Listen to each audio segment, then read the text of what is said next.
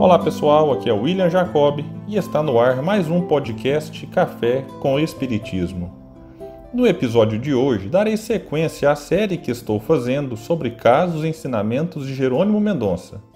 Aqueles que perderam os episódios anteriores, recomendo que pesquisem na playlist do Spotify os episódios 167, 171 e 175. A reflexão que trago está no livro O Gigante Deitado, Vida e Obra de Jerônimo Mendonça, escrito por Jane Martins Vilela, capítulo intitulado O Criminoso. Uma vez, um cidadão chegou de Goiás e começou a conversar com o Jerônimo. Mais tarde, Dona Terezinha chegou para o culto do Evangelho. Após a prece, aberto o Evangelho segundo o Espiritismo, a página para o momento ao acaso foi Caridade com os Criminosos. Conversaram, comentaram a passagem. Seguiram para o Centro Espírita Ceareiros de Jesus, que fica na frente da casa, do outro lado da rua, para a reunião pública da noite. Aberto o Evangelho, ao acaso, novamente a página Caridade com os Criminosos. No dia seguinte, Dona Terezinha comentou com Jerônimo: "Que coisa esquisita ontem.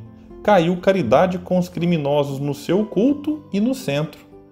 Ele respondeu: "Mestra, a senhora se lembra daquele senhor que estava aqui ontem, advogado daquela cidade de Goiás?" "Claro." "Pois é, antes da senhora chegar, ele estava desabafando, falando que havia matado o amante da esposa e que agora não sabia o que fazer para remediar a situação." "E o que você respondeu, Jerônimo?" "Eu falei o seguinte: você tirou a vida de alguém, tente reconstruir a vida dos outros. Devolva a saúde, devolva o alimento, devolva o conforto àqueles que nada têm. A lei é de débito e haver. Vamos contrabalancear. Você gastou demais, então coloque no lugar alguma coisa. O karma pode ser amenizado. É por este motivo a página, mestra. Devemos ter caridade porque no ímpeto ele cometeu o assassinato. Há muitos assim. Agem no impulso irreflexivo. Agem sem pensar. Depois sofrem a consciência culpada, o remorso.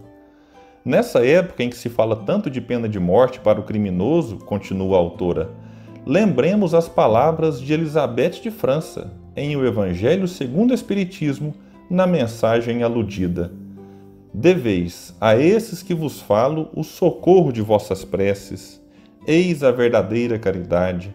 Não deveis dizer de um criminoso: é um miserável, deve ser extirpado da terra. A morte que se lhe inflige é muito branda para uma criatura dessa espécie. Não, não é assim que deveis falar. Pensai no vosso modelo, que é Jesus. Que diria ele se visse esse infeliz ao seu lado? Havia de lastimá-lo, considerá-lo como um doente muito necessitado e lhe estenderia a mão. Não podeis, na verdade, fazer o mesmo, mas pelo menos podeis orar por ele, dar-lhe assistência espiritual durante os instantes que ainda deve permanecer na terra. O arrependimento pode tocar-lhe o coração, se orardes com fé. É vosso próximo, como o melhor dentre os homens. Sua alma, transviada e revoltada, foi criada como a vossa para se aperfeiçoar. Ajudai-o, pois, a sair do lamaçal e orai por ele." A lição é extremamente valiosa para pensarmos sobre diversos assuntos, mas gostaria de focar aqui no sentimento de culpa de muitos criminosos, que, sem poder voltar atrás, cometem o suicídio. A orientação dada por Jerônimo pode nos auxiliar quando formos visitados por pessoas nesta situação, ou até mesmo quando nós nos sentirmos mal por algo feito no passado. Como orientou Jesus: quem muito amou, seus pecados foram perdoados. Podemos, na balança da vida, praticar boas ações que podem atenuar, não apagar, os males de outrora.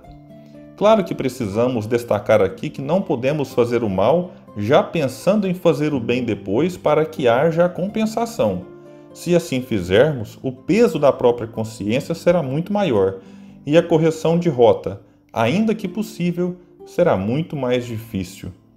E outro ponto bem lembrado pela autora é em relação à pena de morte, já abolida em muitos países, mas que, vez ou outra, surge como falsa solução para a conquista da paz.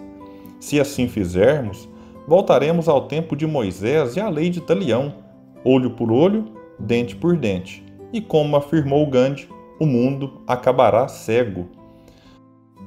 No livro Luz Acima, o espírito Irmão X encerra o capítulo 46, intitulado A Revolução Cristã, dizendo: a ordem para nós não é de matar para renovar, mas sim de servir para melhorar e elevar sempre. Se ajudar um criminoso de maneira mais direta nos parece muito distante e algo impossível, lembremos do Evangelho segundo o Espiritismo e façamos, pelo menos, uma prece por ele. Muita paz e até o próximo episódio do Café com Espiritismo.